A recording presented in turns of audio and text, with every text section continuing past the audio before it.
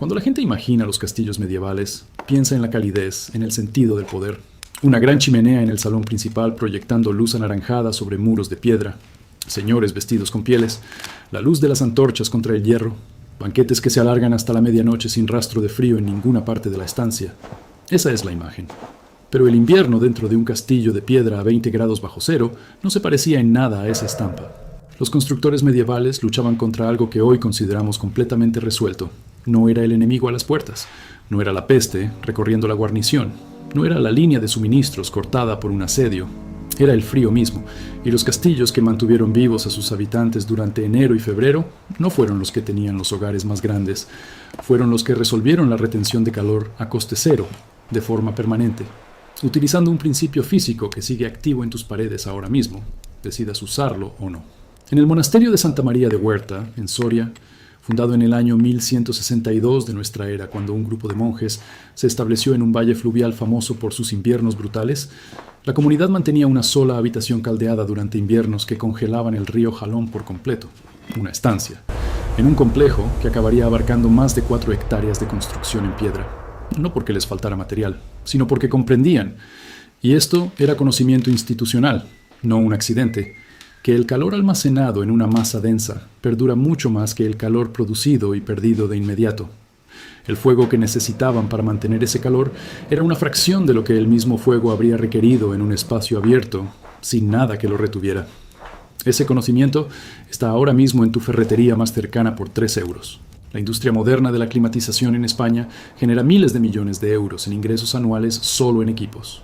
Los informes sobre consumo energético sitúan el gasto anual medio de un hogar español en calefacción en aproximadamente 1.100 euros.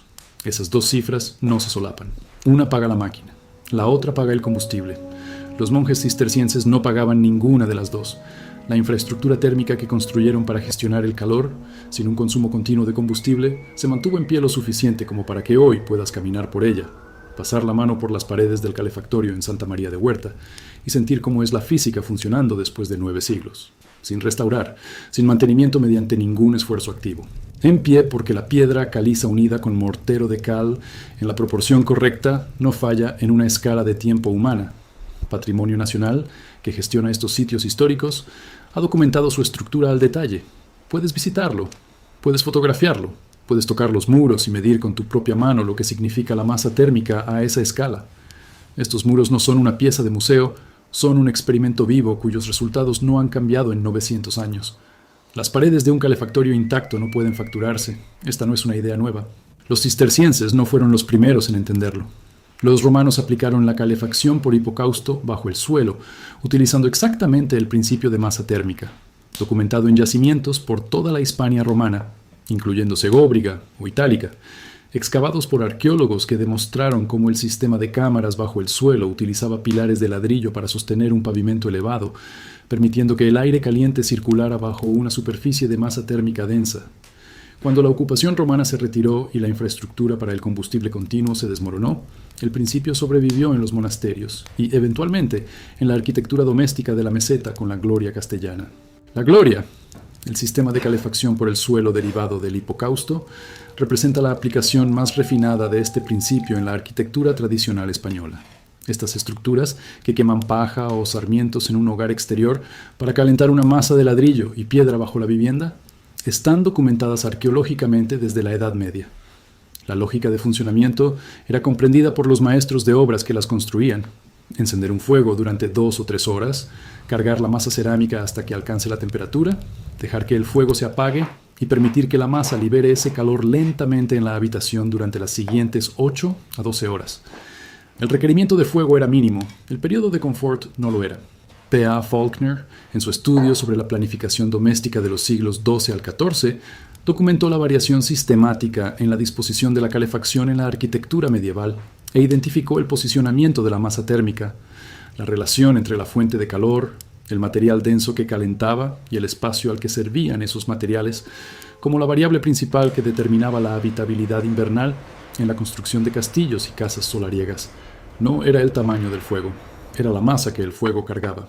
Theophilus Presbyter, escribiendo en su tratado sobre las diversas artes alrededor del año 1125 de nuestra era, describió la construcción de hornos para metalurgia y vidrio, y documentó el comportamiento específico de los materiales basados en arcilla bajo calor prolongado, señalando que las paredes de los hornos construidas con arcilla cocida y ladrillo retenían el calor notablemente más tiempo que los muros de piedra de grosor equivalente, y que los artesanos podían explotar esta retención deliberadamente, reduciendo el uso de combustible activo en las etapas finales precisamente porque la masa de arcilla continuaba suministrando el calor que el fuego ya había producido.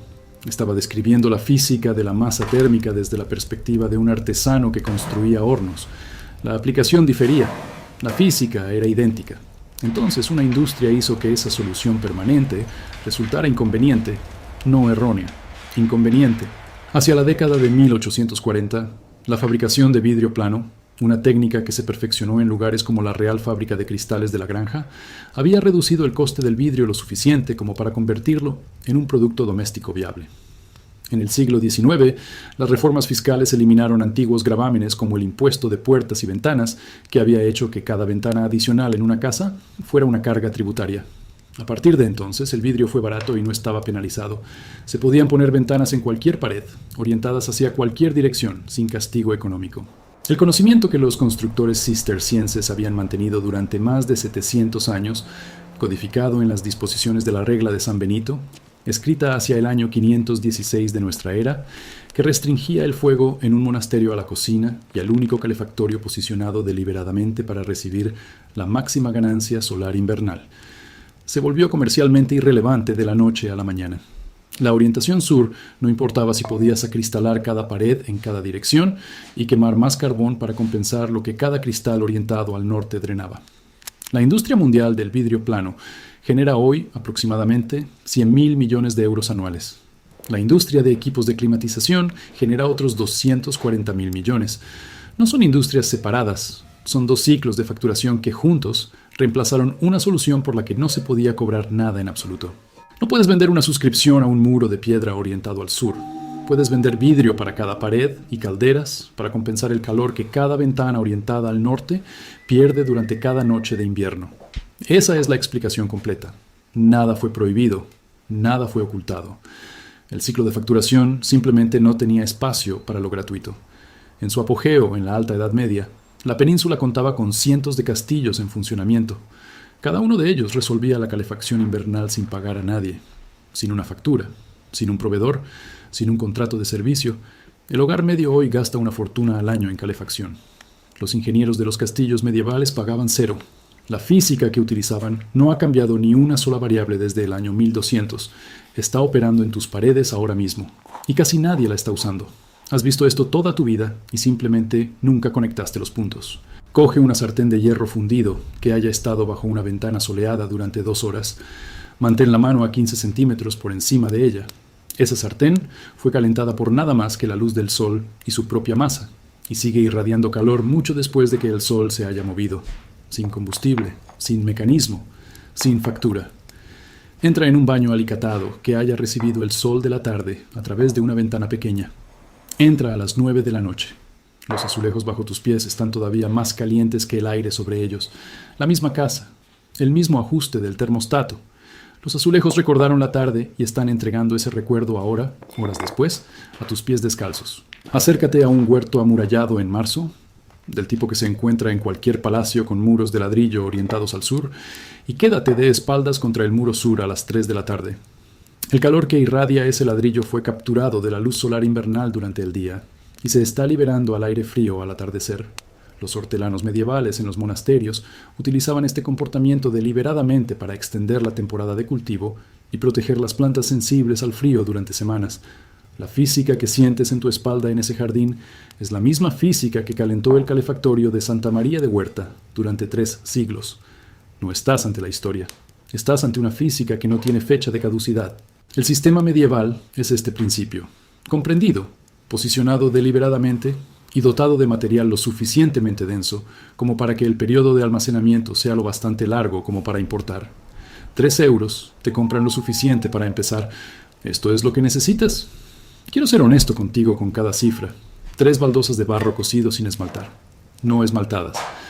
La superficie vitrificada de una baldosa esmaltada crea una capa reflectante que reduce la capacidad de la baldosa para absorber y emitir radiación infrarroja. ¿Quieres barro natural? Mate, sin esmaltar.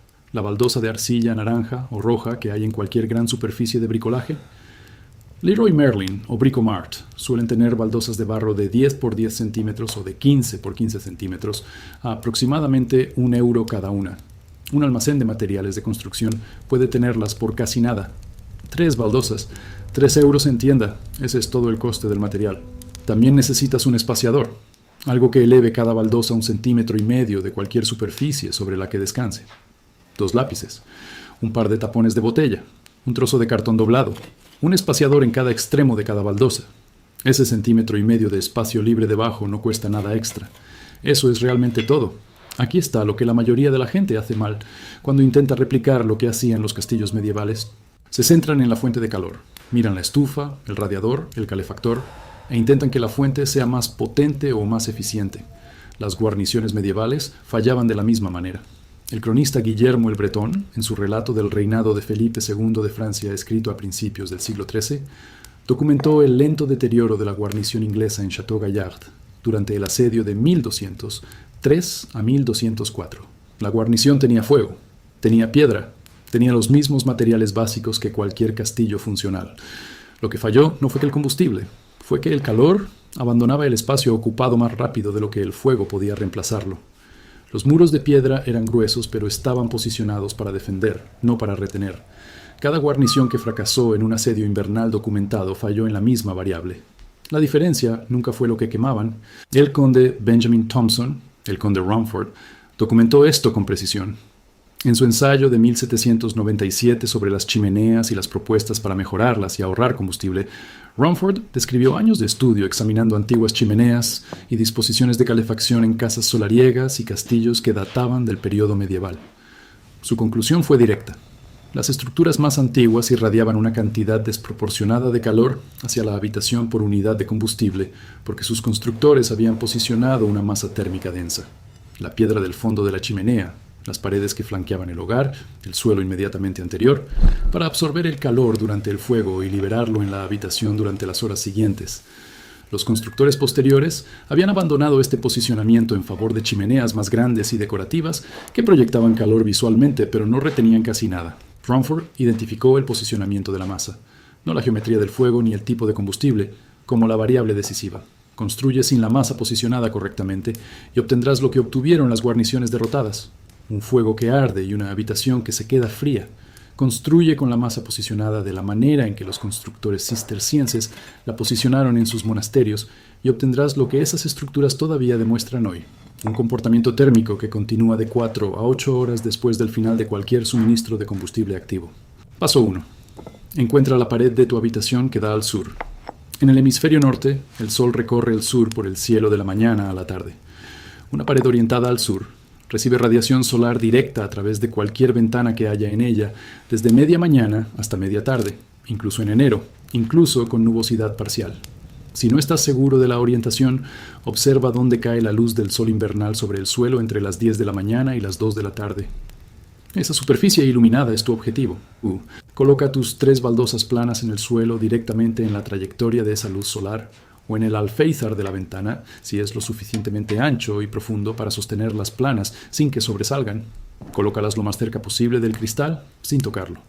Coloca tus espaciadores, uno en cada extremo de cada baldosa, y confirma que cada baldosa tiene un hueco de aire despejado de 1,5 cm por debajo en toda su longitud. Este hueco crea un canal de convección pasiva. El aire frío a nivel del suelo fluye bajo la baldosa. Entra en contacto con la parte inferior más caliente. Se calienta por conducción. Se vuelve menos denso y asciende por la cara de la baldosa hacia el aire de la habitación. Este es el mismo movimiento de aire que impulsaba los canales del hipocausto y los vacíos bajo el suelo en los calefactorios cistercienses. El aire se mueve porque la física dice que debe hacerlo. La baldosa hace el trabajo. Tú no haces nada. Paso 2. Permite un mínimo de 2 horas completas de ganancia solar o 2 horas de contacto con tu fuente de calor existente si no hay luz solar disponible. La masa debe cargarse. Los usuarios de las antiguas estufas de inercia entendían esta disciplina. La estufa requería un periodo de combustión completo para alcanzar la temperatura a la que las piezas cerámicas mantendrían el calor eficazmente durante la noche. En el monasterio, el fuego del calefactorio se encendía a una hora específica y era gestionado por un hermano designado, porque los cistercienses comprendían que cargar y liberar eran operaciones distintas que requerían tiempos distintos. Estás cargando ahora. La liberación vendrá después. No apresures el periodo de carga y no añadas nada a las baldosas. Ni pintura, ni revestimientos, ni papel de aluminio. El barro cocido natural tiene un índice de emisividad cercano a 0,9 en una escala donde un absorbedor de calor perfecto puntúa 1,0. Revestirlo reduce esto. Déjalo al natural. Paso 3. Al mediodía solar, entre las 12 y las 2 de la tarde en la mayoría de las latitudes, mantén la palma de la mano abierta a 15 centímetros por encima de la baldosa central y quédate quieto durante 20 segundos. La baldosa debería sentirse notablemente más caliente desde esa distancia que el aire a 1 metro a cada lado, a la misma altura. Esa diferencia es energía almacenada. Es lo que gastarás durante las próximas horas sin quemar nada más. Paso 4. Reduce tu fuente de calor.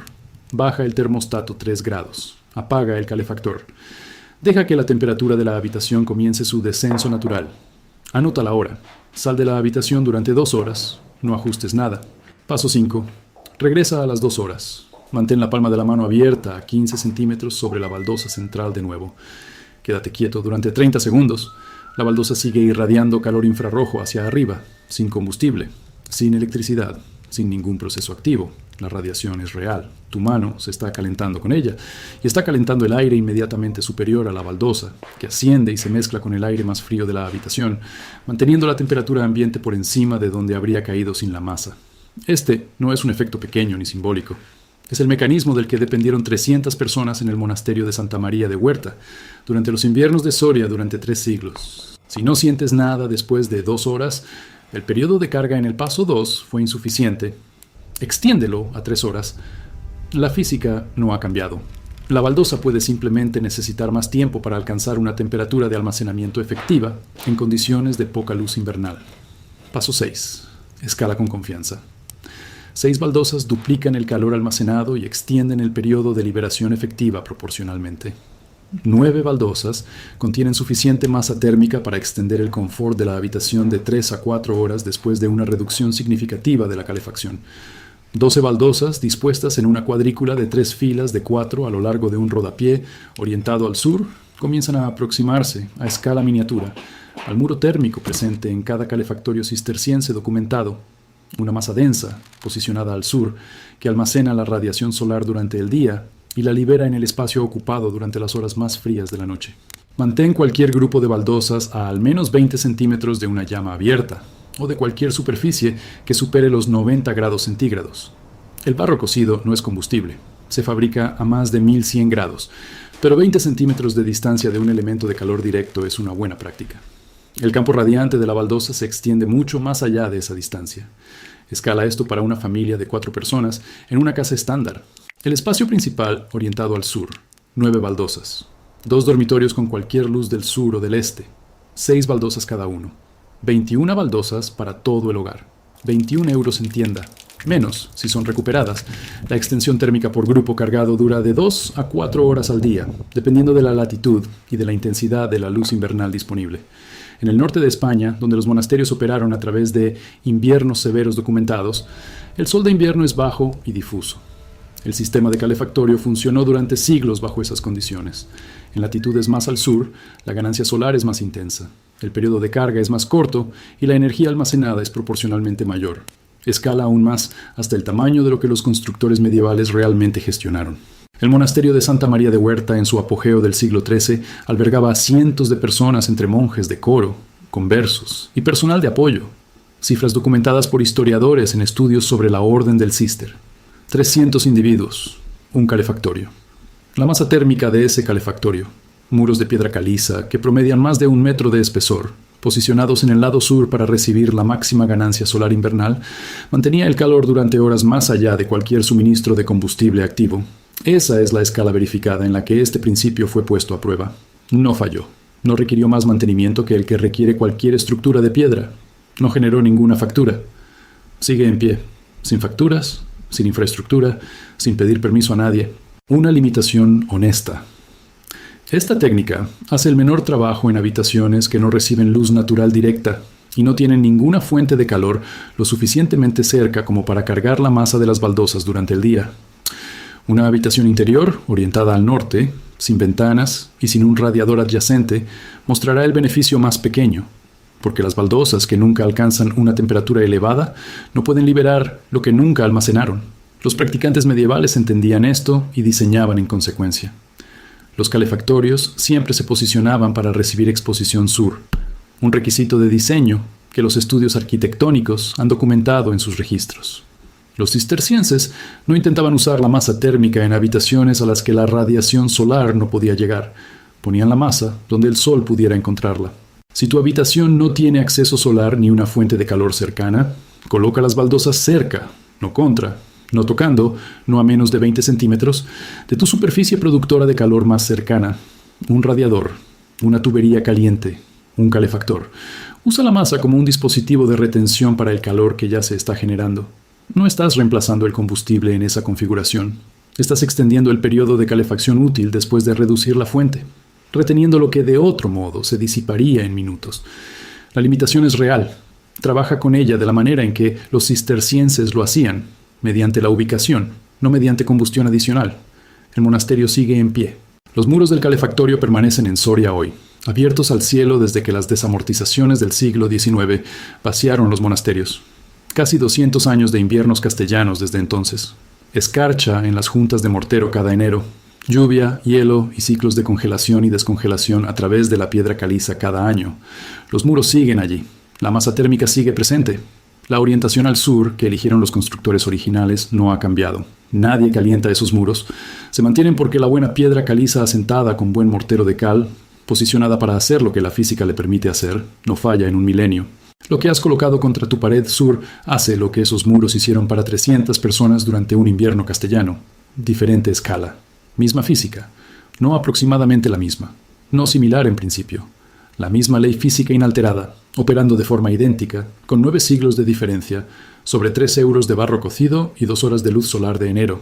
No sé qué te ha traído hasta aquí. No importa. Funciona de cualquier manera.